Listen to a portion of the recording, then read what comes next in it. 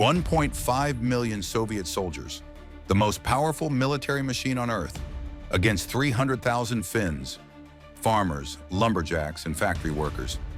It should have been over in 2 weeks. Stalin promised his generals they'd be home for Christmas. Instead, the Red Army suffered the most humiliating defeat in Soviet history. A defeat so embarrassing, Stalin tried to erase it from existence. This is the story of the war the world forgot, and why it changed everything. In November 1939, Hitler had already conquered Poland. Stalin wanted his share of Europe too.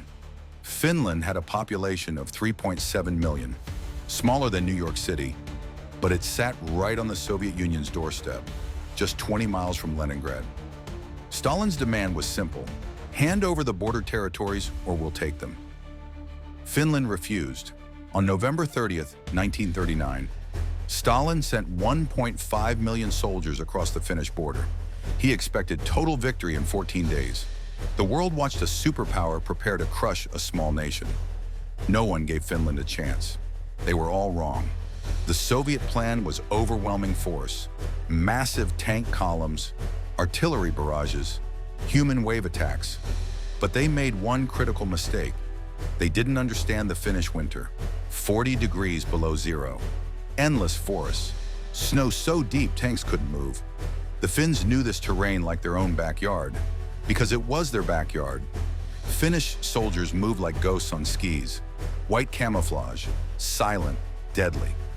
While Soviet troops froze in summer uniforms, the Finns struck from nowhere and vanished into the trees. Then came Simo Heiha, a farmer from rural Finland, 5 feet 3 inches.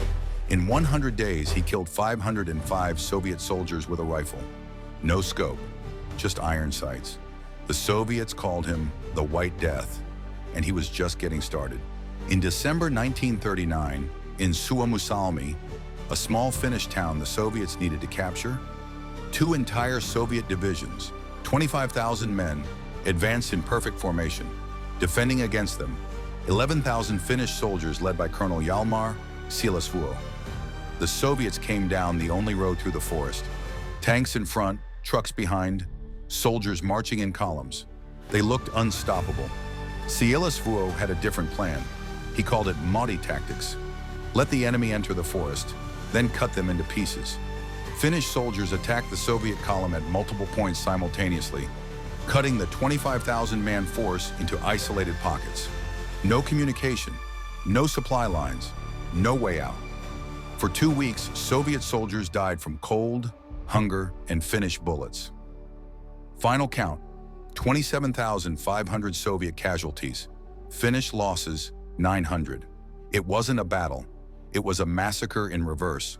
By February 1940, the world was watching in amazement. The mighty Red Army, the force that would later defeat Nazi Germany, was being destroyed by Finnish farmers. Soviet casualties reached 400,000. Finnish losses, 70,000.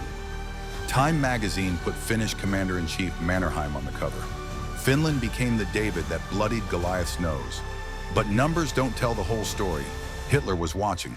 He saw Soviet weakness and made a fatal decision. If Finland could do this to the Red Army, Germany could destroy it entirely. The Winter War convinced Hitler to invade Russia, a decision that would cost 27 million Soviet lives. Stalin was so humiliated, he purged his entire military leadership. The generals who survived Finland were executed for cowardice. And then Stalin tried to erase the Winter War from Soviet history.